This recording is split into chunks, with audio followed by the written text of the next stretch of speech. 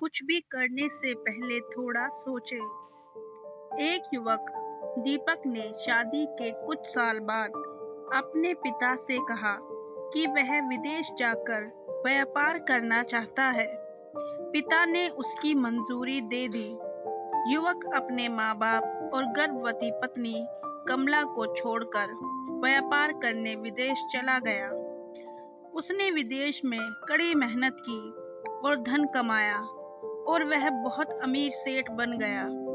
लगभग 15 वर्ष धन कमाने में बीत गए तो उसे वापस घर लौटने की इच्छा हुई। पत्नी को पत्र लिखकर उसने आने की सूचना दी और जहाज में बैठ गया। वह सेठ कुछ दिनों बाद अपने नगर पहुंचा। नगर के एक चौराहे पर ही उसने देखा कि एक व्यक्ति एक बोर्ड के साथ खड़ा था। उस बोर्ड पर उसने लिख रखा था, बेशकीमती ज्ञान के सूत्र। सेठ ने उस व्यक्ति के पास जाकर पता किया तो उसने बताया कि मैं बेशकीमती ज्ञान के सूत्र बेच रहा हूँ। तो सेठ बोला, ठीक है, एक सूत्र मुझे भी दे दो। वह आदमी बोला, मेरे हर ज्ञान के सूत्र की कीमत 100 स्वर्ण मुद्राएं हैं। सेठ को यह सौदा महंगा तो लगा, लेकिन उसने एक ज्ञान सूत्र खरीद लिया। उस व्यक्ति ने सेठ को ज्ञान का सूत्र दिया, कोई भी कार्य करने से पहले 2 मिनट रुककर सोच लेना। सेठ ने वह सूत्र अपनी डायरी में लिख लिया। सेठ को अपने घर पहुंचते पहुंचते रात हो गई। सेठ ने सोचा, इतने सालों बाद लौटा हूं तो क्यों ना सीधे पत्नी के पास पहुंचकर उसे सरप्राइज दूं। घर के चौकीदारों को इशारे से अंदर कुछ भी कहने से मना कर दिया और सीधे पत्नी के कमरे में गया। वहां का नजारा देखकर वह चौंक गया। उसने देखा कि उसकी पत्नी के साथ एक युवक सोया हुआ था। यह देखकर सेठ गुस्से से आग बबूला हो गया। वह सोचने लगा कि मैं परदेश में उसकी चिंता करता रहा और यह यहाँ अन्य पुरुष के साथ सो रही है। आज मैं इन दोनों को जिंदा नहीं छोड़ूंगा। वह गुस्से से अपनी तलवार निकालकर दोनों पर वार करने ही जा रहा था। इतने में उसे 100 स्वर्ण मुद्राओं के बदले जो ज्ञान सूत्र खरीदा था उसकी याद आ गई। कुछ भी कार्य करने से पहले 2 मिनट सोच ले।